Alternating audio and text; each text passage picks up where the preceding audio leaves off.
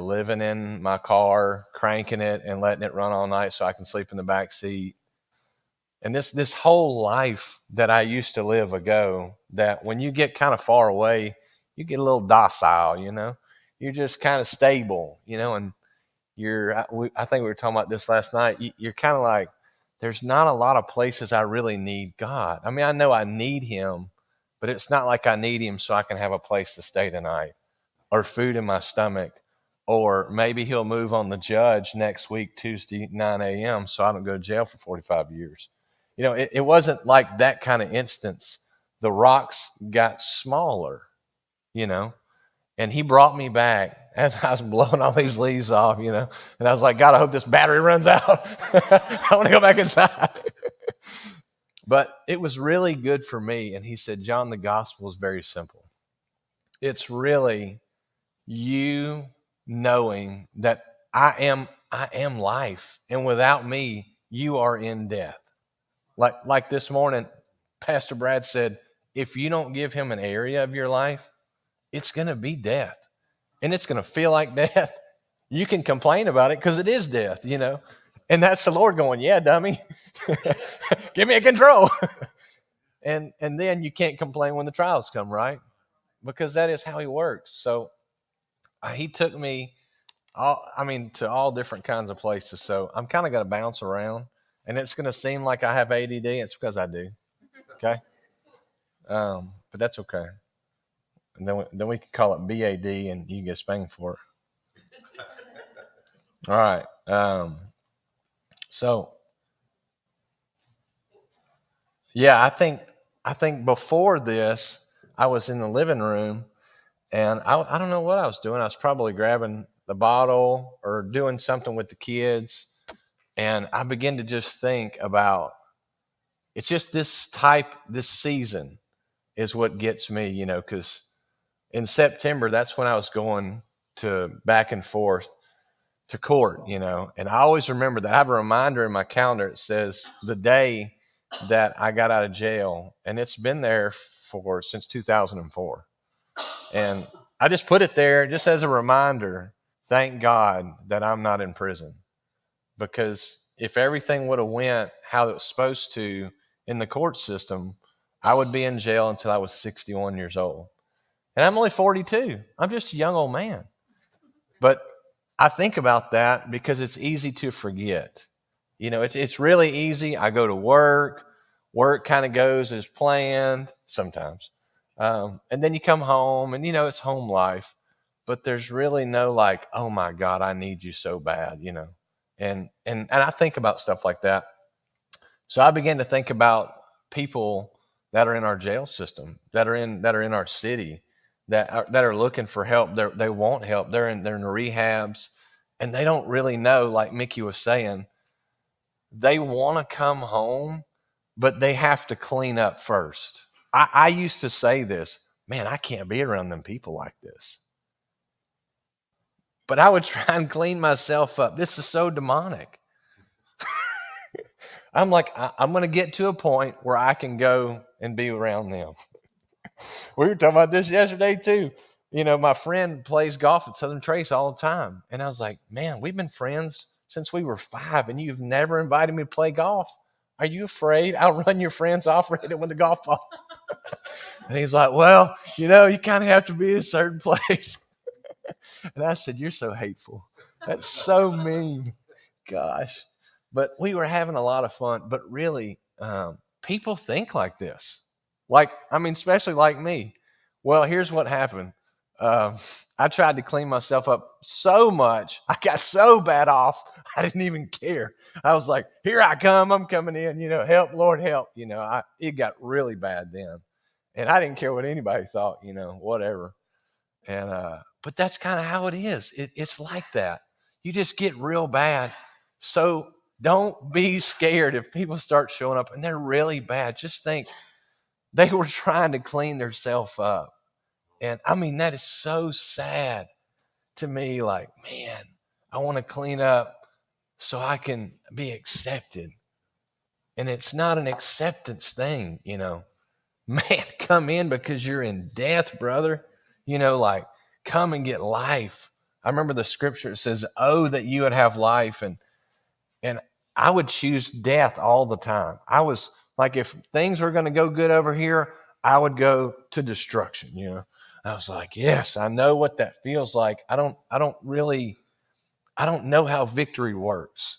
I don't live well there because I never have. I've never lived in victory. That's why I told Christine when we got married. I was like, hey, you'll learn very quickly.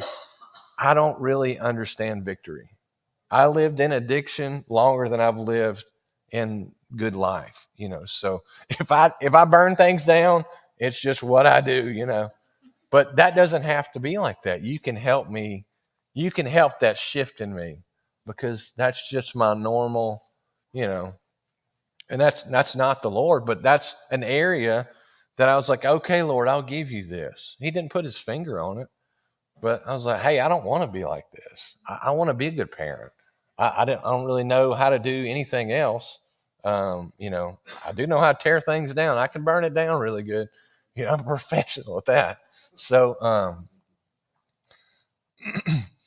another thing that really impacted my life was discipleship.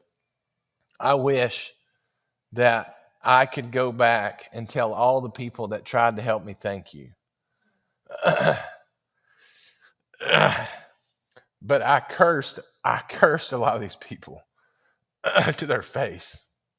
I made their life really hard. I was hateful to them. I remember one guy, me and this other guy, we were he was from Cedar Grove, okay? All right. Don't judge him. I was too. But he was a real gangster. I mean, this guy had a gun big as my stomach in his seat, you know, and he had the wheels and we showed up to Oxford Street to meet this other guy named JQ that had a bunch of teardrops. That just means he cries a lot.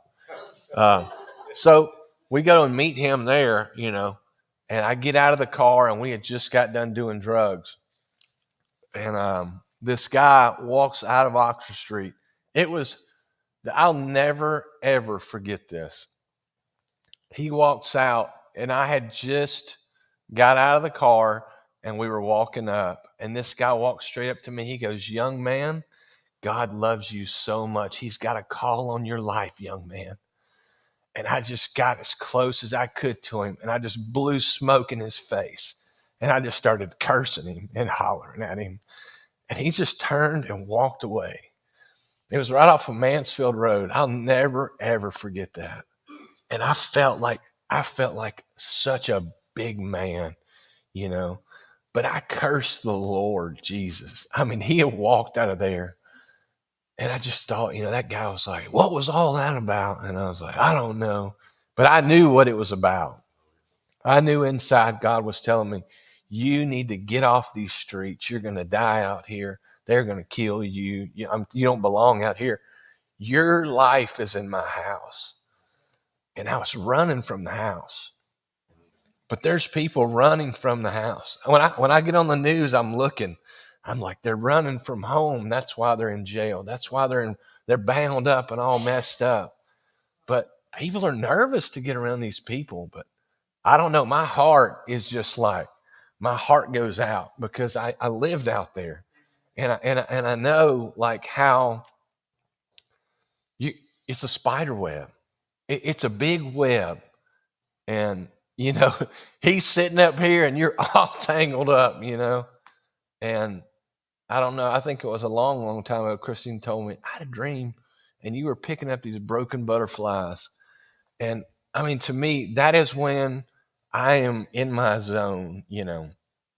And I don't know. I don't like the word ministry and mode. And I don't know. I feel like I was born to be around sinners.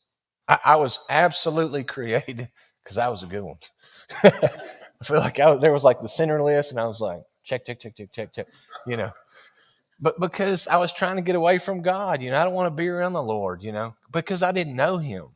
Have you ever not wanted to be around somebody, but you really got to know him? You're like, wow, what an idiot, what a dummy. Like, what a real idiot. This person's really awesome. I remember when I used to get around Brad when I was younger, and he would offend me so much. And I was like, gosh, I don't like what he said, you know? And he would just smile, and I would just, but there was so much love. And if you, on the outside, people are going to look a certain way because that's all they know. That's all the zip code taught them, and that's all the education they have. But when they get into a discipleship or just walking with people is life changing. I was changing a battery this morning in my watch. Well, it didn't work. But a guy gave me a watch years ago, and I didn't know how to change a battery in a watch. I didn't drink coffee. I didn't wear clothes that were not ironed straight down. My pants were never pulled all the way up. I learned so much being around godly people that were like pouring out to me. So, like, one of the greatest things I can think this morning as we were coming is discipleship absolutely changed the whole direction of my life, my family, my children. All my friends, all their families. It seems so insignificant. And like, man, I really don't want to go to this Tuesday night Bible study at Jack and Stacy's house. I got 100 other things I could be doing. But that will never change. There will always be something more important. But 10 years down the line, you'll look back and say, man, we were talking about Galatians 5:1, and the Lord spoke to my heart, and I started treating my wife differently. And my son began to look at me, and, just any story, you fill the blank in, anything. Anything could happen. And maybe it's just an hour, but I'm just sharing. So these people helped me. I didn't know how to talk to people with respect. I did not. Honestly, the Lord told me I'd marry her, and he said, you got to wait. He didn't tell me I had to wait 2 years. He said, you just have to wait until you're ready. And I don't like to hear. Do y'all like to hear that? Who determines when you're ready? I was so mad. I was like, I don't have any say so. He was like, nope. So I had to wait 2 years before I could take her on a date. But you know what? It was great. I didn't know how to treat a woman. Nobody had ever taught me that. Nobody ever told me to talk to her with respect, not belittle her. I didn't even know what belittling was till the Lord taught me. Isn't that wild? I just thought that you just tell them what to do. Hey, get over here and cook some food and, blah, blah, blah, That's all I'd ever seen. The other guy that I used to live with, his daddy used to hit his mom with a frying pan. Throw her out the front door, like real good influence, right? Yeah, way to go. Try that in church. Yeah, let Christine come up here and tell that story. I'm afraid of Christine, so don't worry. Yeah, don't worry. The prayers that I was praying as a person coming into the church, they were answered when I was with these people doing life, discipleship, leaders, church friends. That's all it was. It was Ephesians 4:11, which is a very long scripture, but I'm going to read it. All right, you ready? All right. So Christ himself gave the apostles, the prophets, the evangelists, the pastors, the teachers to equip his people for works of service, so the body of Christ would be built up until we all reach the unity in faith and the knowledge of the Son of God and become mature, attaining the whole measure of fullness in Christ. I was not mature. I was immature. Ask Christine. Then we will no longer be infants tossed back and forth by the waves and blown here or there by every teaching and by the cunning craftiness of people and their deceitful scheming. Instead, speaking the truth in love, we will grow to become in every respect the mature body of him who is the head, that is Christ. From him, the whole body, joined and held together by every supporting ligament, grows and builds itself up in love as each part does its work. So literally, we have the opportunity to grow together, and it makes Christ. It makes him, like it forms him as we're together. I mean, I was thinking driving here, all the things that I've learned about Mr. Jack, David, just everybody. I remember whenever I got my EMT license, I was playing golf with Mickey, Jack. I think Jack was there, and Brad and David. And like to have that kind of memory, I remember how excited, because it took me eternity to pass this test. I studied to this, I don't even know, I think the book is 3,000 pages.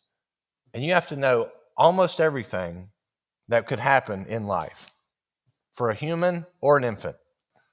And, to get that kind of like result, like with around, that's a memory, that's a milestone. I know me and Ryan, we've been walking together for over 10 years. Like all the things that we've learned together, I still have Ryan's tools at my house. I am so sorry. I love you. But that's how life is, right? I don't know how to work on something, so I call him. Hey, man, I don't know how to do this. And I sure don't like to do that. Normally, I know how to do it all, right? I'm just kidding. I really don't know how to do it all. But if I don't, I know somebody. Hey, man, I know a guy that can wire a guitar up and play a song right there. I mean, we all have our part in each other's lives, but there's going to be people that come in here and they're going to say, hey, I really don't know how to do this. I don't really even know how to treat my wife. I've been treating her like this for 10 years, and boy, she doesn't look happy. Well, hey, man, I'll tell you what, I didn't know anything. So if a dummy like me can get it, you can sure get it. Here's, and just, hey, let's go to Walmart. My friend Ben used to pick me up, and hey, let's go to Walmart. And I would learn more about life and Jesus in that Walmart trip than I learned on a Sunday morning. Because he would run into somebody that he had stole from or robbed. Just how he would treat him, I was like, oh. He was like, yeah, I robbed that guy years ago. Man, I'm going to tell him I'm sorry. Like, well, that was years ago. He can get over it, He wrote letters to all the people that he did wrong. And he told them, hey, I'm going to start paying you $5 a week. They used to hang him, his friend used to hang him by his feet, and he would reach in dumpsters to try to get needles out of it so he could shoot dope, stick it in his arm. Isn't that wild? Man, Jesus flipped that guy's life upside down. He became the dean of students at Evangel. He was over the rehab, and now he's over at Gateway and Prosper or something.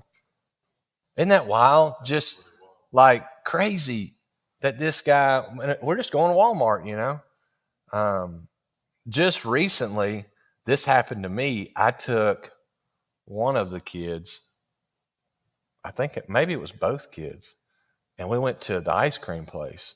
I really didn't intend on going way to Uri Drive. It's like going to Texas.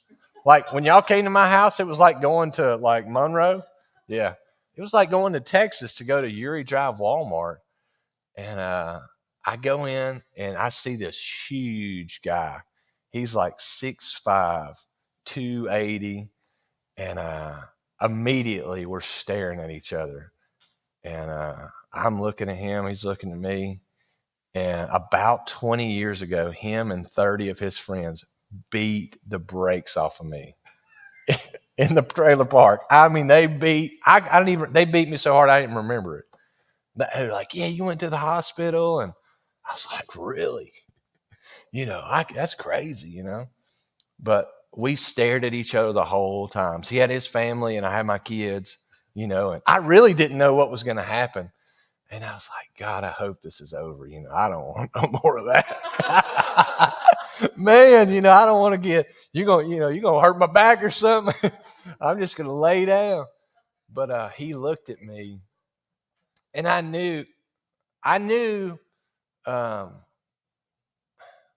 so the next day I did try and kill him. Okay. All right. I'm going to admit I did try and kill him.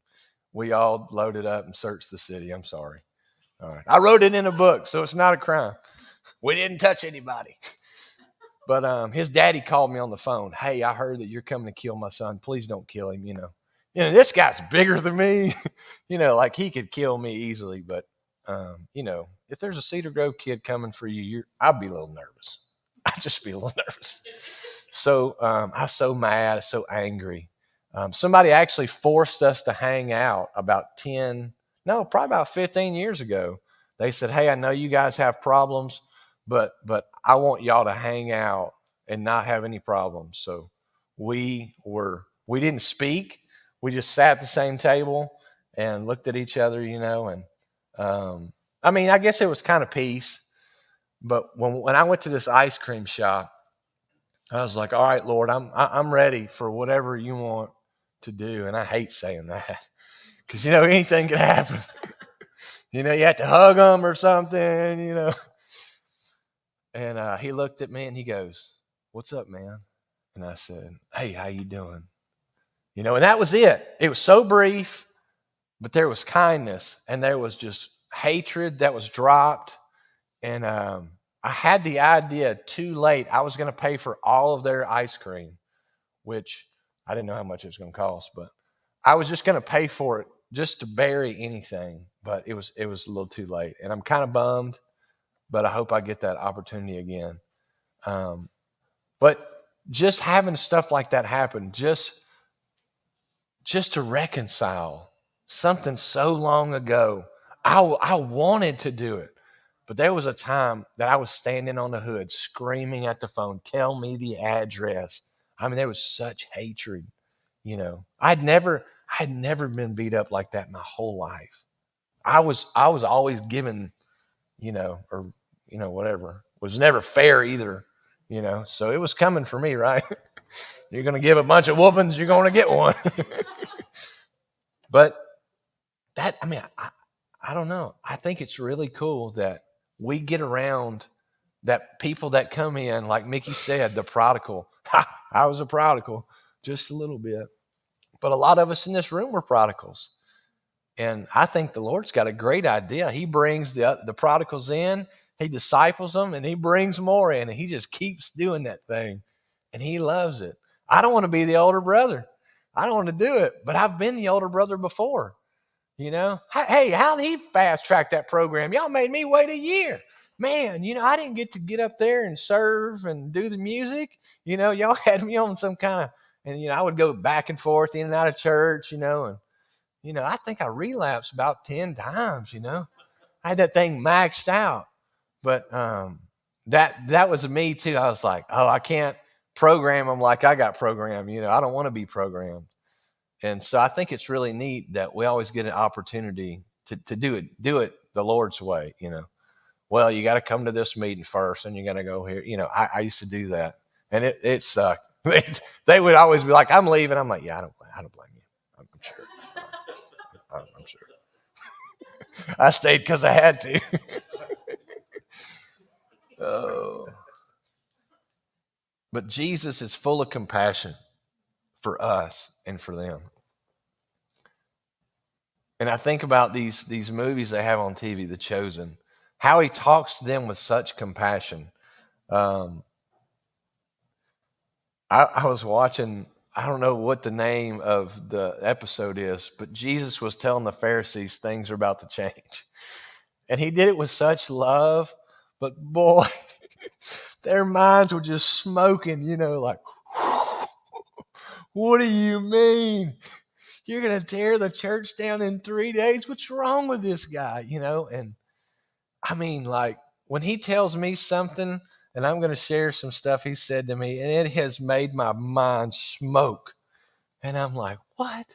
Even this morning headed here, I was like, Lord, you've given me all these pieces. He's like, yeah, I've hidden some pieces just on purpose. And I was like, that is so hateful. Why? That is so mean. But he knows how we tick, and he's a picker. He's a picker. I don't know if you noticed, but Jesus is a picker. And I like to pick. I don't really like to be picked back, But he is he loves to get your attention. Does that make sense? And he knows how to do it. You'll just be going about your day and doing your thing. And he just swoops in and, lays something on you. I'm going to throw some of these out there and intentionally, I want you to begin to think about how he has just smoked you or just dropped something in your spirit and just caused you to go, wow, hold up. I thought that I was, but it was really good every time that he would do something like that to me. Um, all right. So this was pretty recent. This one got me good. So I was at my son's school. They had this pumpkin carving contest. It's called Pumpkin Light Night. They make these pumpkins, and literally they're over 100 pumpkins because every one of them kids carves it out. They have a big event. They were singing a song.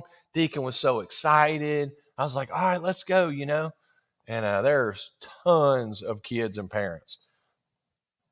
So the next day, I was like, all right, I've got to go paint a car because the weather's changing. So my work is ran off the weather app, literally. I'm like, okay, it's got to be the paint ain't going to dry. And if you go to painting something in the cold, you're going to hate your life real fast in a hurry because it don't like nothing cold. It just goes, ah.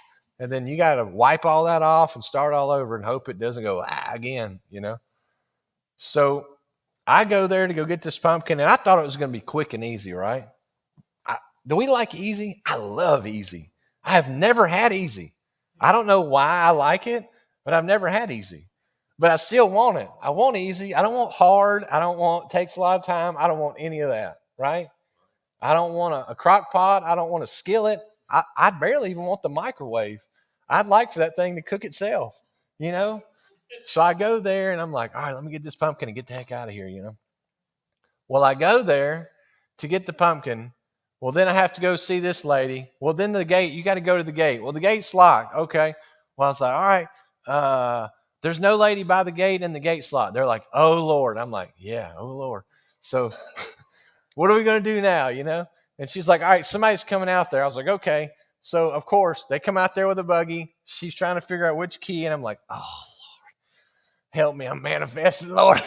Help her find the key, Lord. I'm going to jump the gate, And so she gets the key in there, and then she wants to talk. I'm like, oh, my goodness.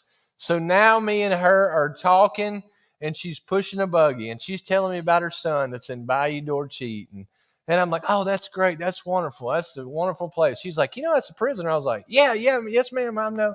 Yeah, I know. And she's just telling, oh, he works there. And I was like, oh, that's great. Blah, blah, blah. I'm not listening to it. You ever seen that thing where his ear's really big and it's going right out the other ear? And the Lord says, hey, just so you're aware, you're going to help her pick these pumpkins up. And I said, oh, no, brother, not me. So I'm looking around like you must have been talking to somebody else, and I caught that word. No, he was talking to me. I said, oh, no.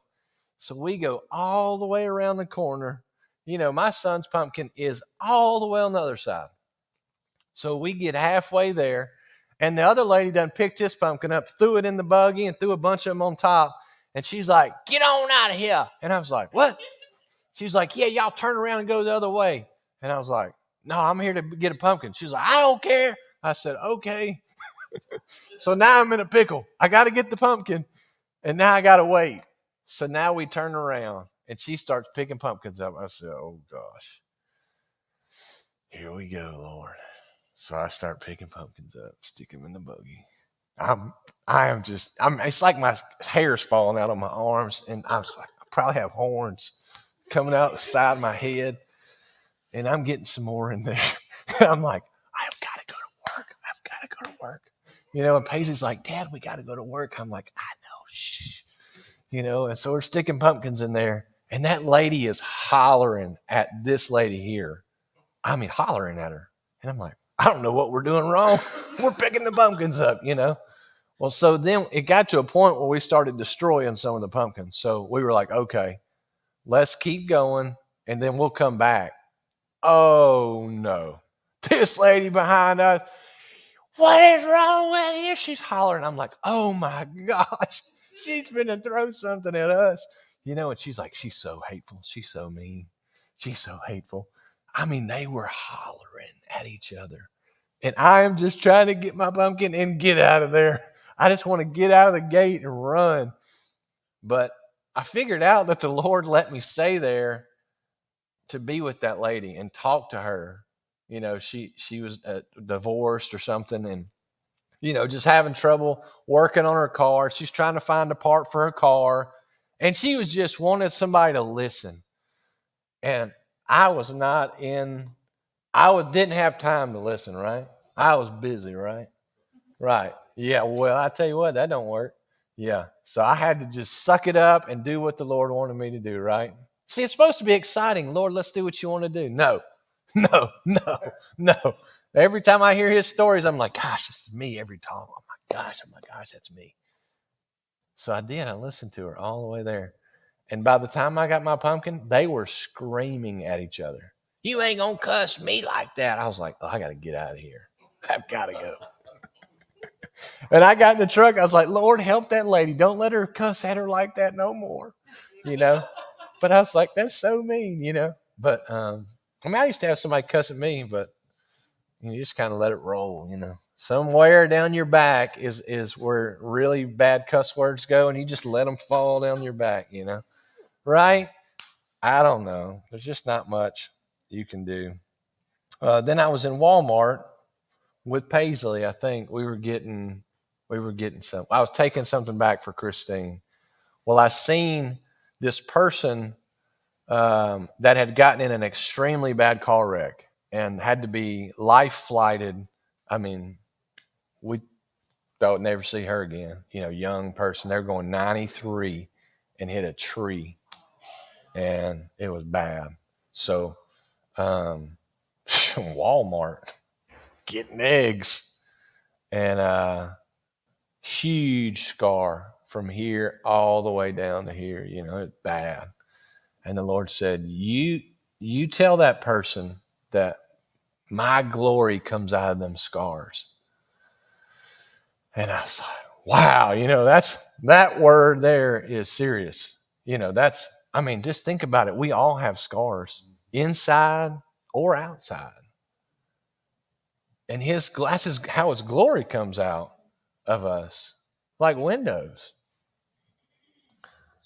And I was trying to forget this word this morning.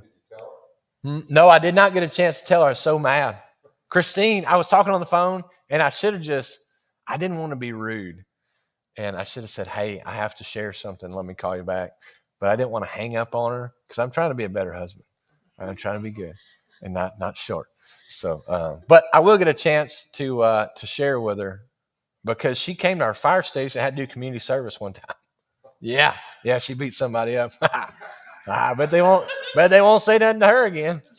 Yeah, she did. She whooped them. Yeah. Usually we get a lot of people coming there cleaning fire trucks. So I always like to talk to them. They're like, John, go talk to one of your little cronies. And I'm like, oh, that's so hateful. Y'all are so mean to me. You guys are hateful. But they can tell if you've been, on the dark side, they can tell.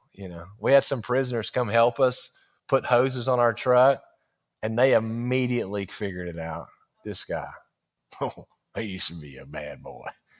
So they were like, hey, John, hurry up, John, let's go. And I'm like, I'm going to get you a junior fireman hat and you keep talking, So now they call the prison guys all my buddies. They're like, oh, these are John's buddies. And I'm like, oh, my gosh. Even the chief was like, hey, John, you know any of them guys from a long time ago? I said, no, I don't know them, Chief. I don't know them. So me and Christine were chatting just about house stuff and, life.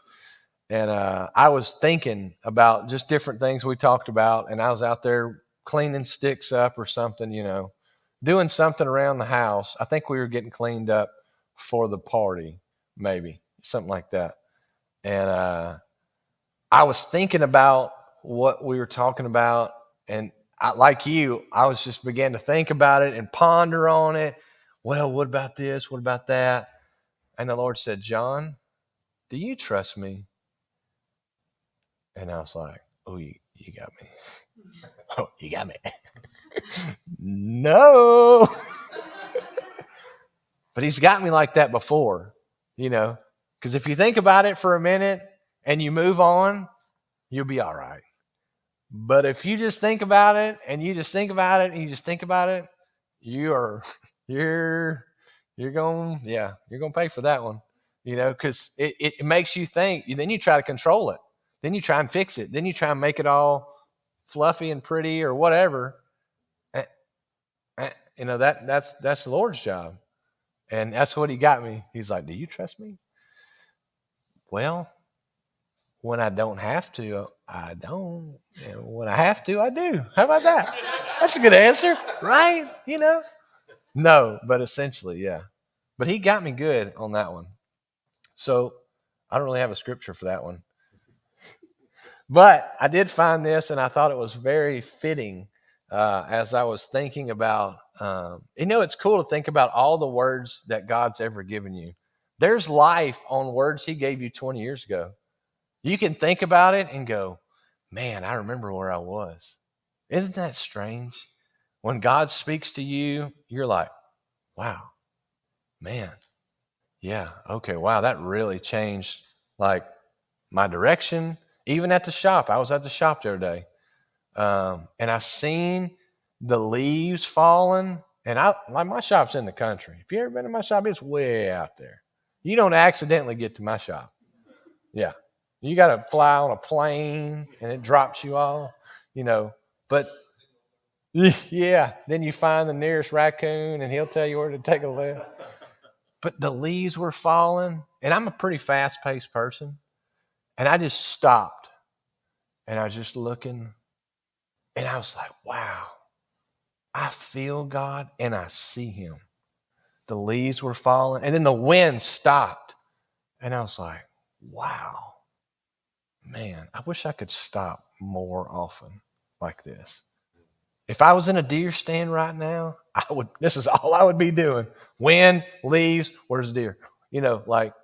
But stopping like that's important, because if not, then you're going to be like a chihuahua, and you're just going to be chasing your tail right around in circles. But it just for a brief second, God stopped me, met me, slowed me down. It was less than 5 minutes, I'm telling you. There was no music playing. There wasn't a sermon. It was 5 minutes and just stopped. And it was wonderful. And I was like, all right, everything's going to be all right. This is great. Okay. I'm good.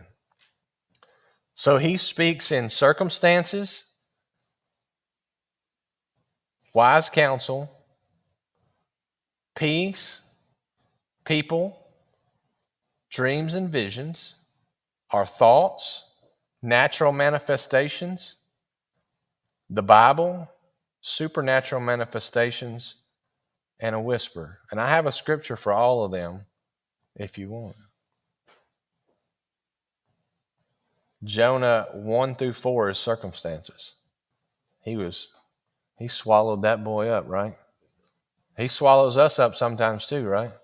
Sometimes it could be a circumstance, or maybe you're not feeling good and he swallows you up by your bedroom. You're stuck in there. You ain't going nowhere. Or like me, swallows you up and says, here's the flu, And I'm like, oh my God, I got to sit in here and pray. The poor kids, we don't know what to do, Daddy. And I'm like, there's nothing you can do. I'm sick. I'm a baby, man. I can't handle it. I don't like it. Wise counsel, the whole book of Proverbs is wise counsel. Peace is Colossians 3:15. People, they will come from anywhere. What was hard for me, and probably in the last 5 years, I just now allowed lost people to speak into my life. I didn't know God could speak to lost people to me. It's crazy. Isn't that wild? Yeah, there was like categories. You ain't been in the Word, you can't speak to me. That just limits. What's bad is Jesus will move in your limitations. But he doesn't care about your preferences. She didn't say amen. But whatever. Dreams and visions, Jacob, Peter, John, Solomon, Joseph, all these guys. Whatever he needs to get your attention, he'll do it. Our thoughts is Amos 4:13.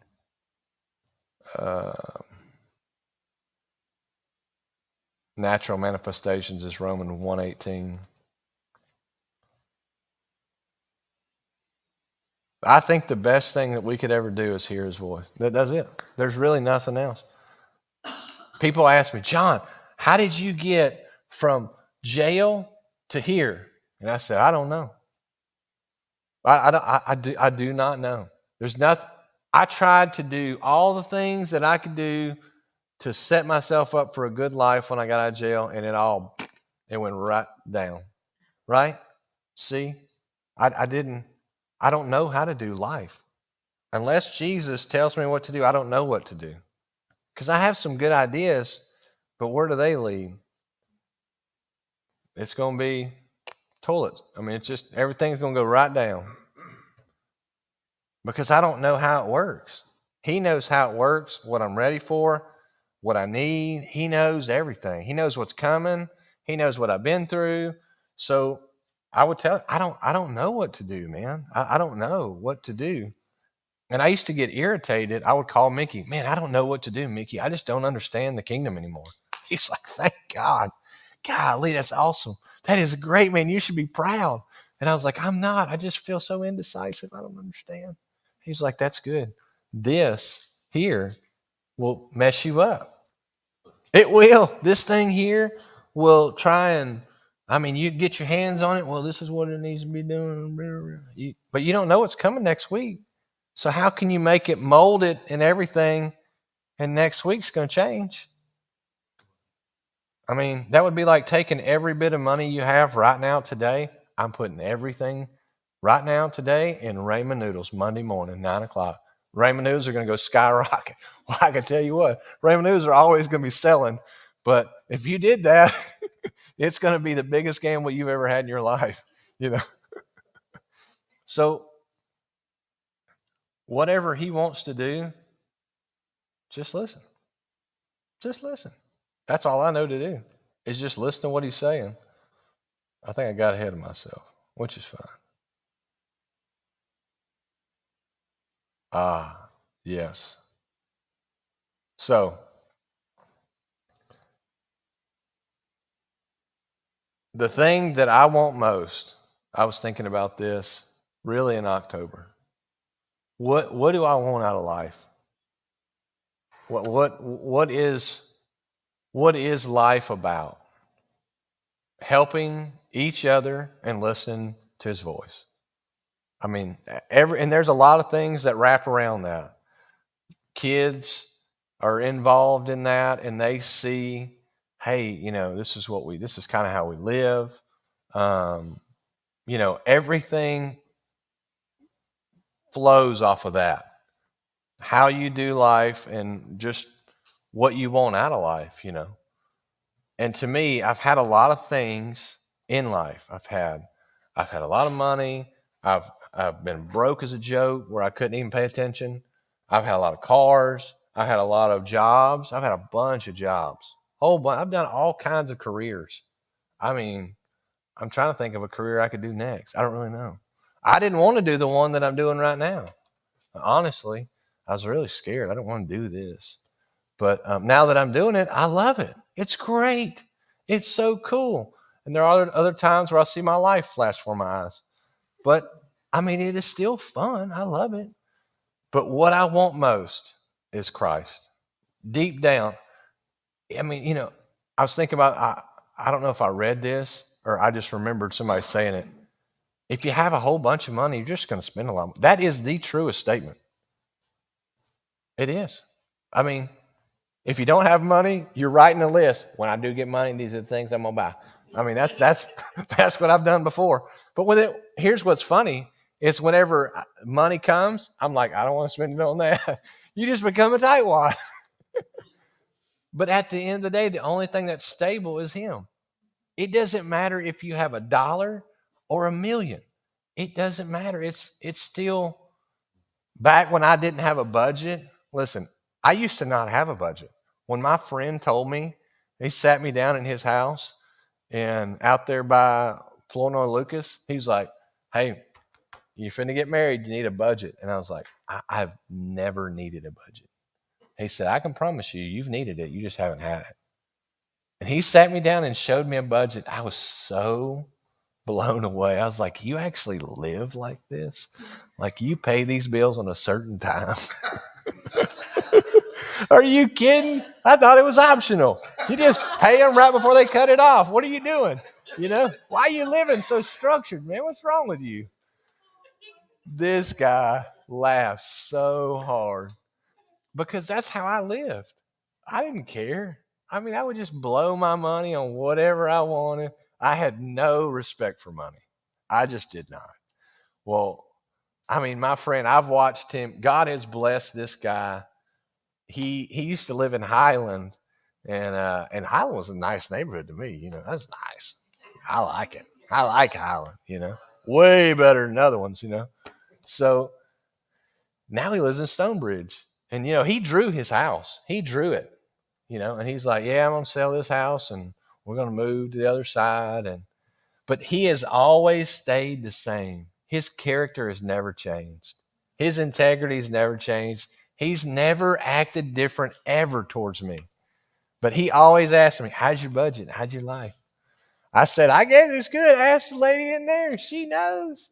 That girl is a budgeter. She could squeeze $9 out of a penny. I'm telling you, I don't know how she does it all. But we laugh because he said, "Do you remember that time that you thought a budget was the stupidest thing?" And I was like, "Listen, if you hadn't shown me that, I'd probably be divorced. That would be one more reason I'd be divorced." But he knew that John doesn't know anything about money. I mean, to me, it was just like, whatever, I don't care. We'll pay them when they start blowing the phone up. And there's some people that live like that, and I was one of them. But, I mean, like, why pay them early? I don't know. I just give them, here's a little money. Don't shut the lights off. Let's keep going. Do we have to pay all that? Can we pay a little bit and just keep it going? Not good wisdom. Proverbs doesn't talk about doing that. So, but that's how life works.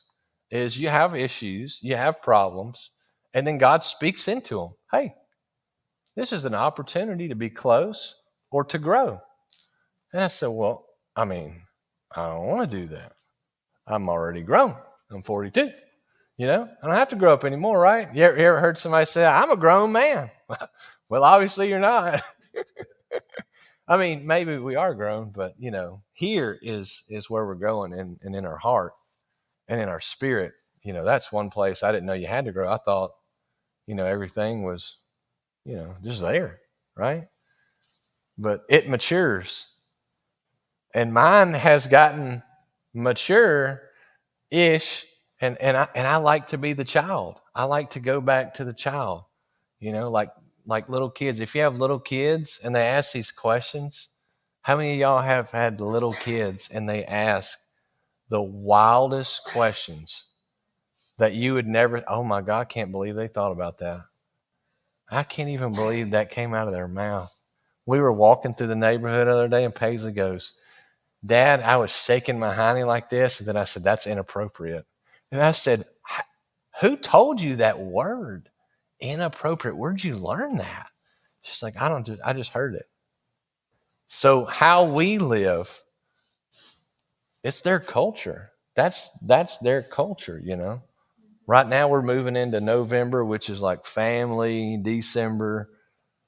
So all the culture that we have as a family that we look forward to, that is going to be there.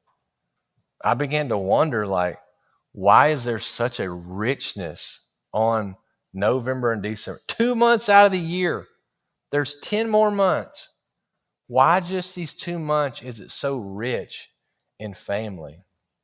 I was sitting on the back porch at my sister's house, and we were swinging on the porch, because there's nothing else to do in the country. You're not going to talk on the phone. Your signal sucks. So we're just sitting there, and I'm like, what is it about this? that makes this so rich. We have constantly put a time on the calendar and determined that we would meet here for years and years and years. Nothing special. This is a double wide trailer. There's nothing special. It's not the Taj Mahal. There's not gold. But we have constantly, y'all's too, whoever's house y'all go to, there's a richness of family and culture there. And that, to me, if I think about the Lord's presence, I feel like that is community. That is his family. And so that's really, it's that simple. It's really that simple. Getting us together. We have a culture here. I was thinking, driving here, I was like, our church has constantly met 10 a.m. Sunday morning. This is a culture. Some people live on that side of the river. Some people live on this side of the river. But they have come together and determined we are going to meet together and grow. Do you remember, was that a while back? Was that maybe about a month ago? But I've had this in my phone forever. I was thinking about this church maybe a year ago or two, and I heard the statement, "You guys do a lot with a little." And I was like, "Do we? Do we now?" Okay.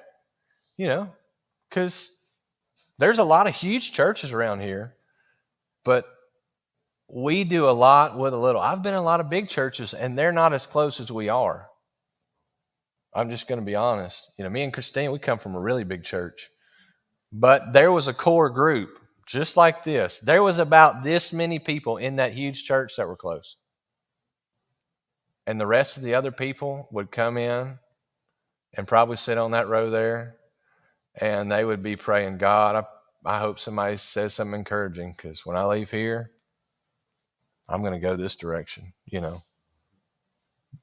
But that happens, and that's saddening, and that's tough for me to think about, because, man, I'm like, gosh, I hope somebody said hi or smiled, or, I remember I would come in church, man, I just hope somebody has a word for me. Jeez, man, and the Lord did have a word for me. Yeah. Go say hi. Jump in one of them groups. Do life, And it was hard. It was uncomfortable for me to get involved with people. I can tell you what's going to happen when you get involved with people. You're going to get mad, because I would get mad. They were like, "Hey, pull your pants up." I'm like, "I ain't got to pull my pants up. It ain't in the Bible. What are you talking about?" They wore robes, So I had a lot of valid excuses, right? Valid excuses. Well, that's not in the Bible. That's really all I have for y'all. Mainly it was about me. Sorry that I'm such a sinner. Sorry, guys. I won't trust God. I'm tell you what. There's a song that I told. I almost. It's not Dylan, right? It's Wyatt. I was like, that's his brother. This song, I don't know what it is about this song. It's probably not the song. It's probably just the Father's heart to us, and to the ones that 25 will bring. I don't know. I hope and pray, like Mickey was talking about, I'm not the older brother, and that I'll say, "Hey, good morning. It's good to see you. Hey, what are you doing this week?" Like just the other night, just us talking about golf. Man, I tell you what, that that would be great. That's doing life. He's hungry to do life, and he's a good golfer too. I'm just gonna warn you. Well, yeah. All right, we'll play that.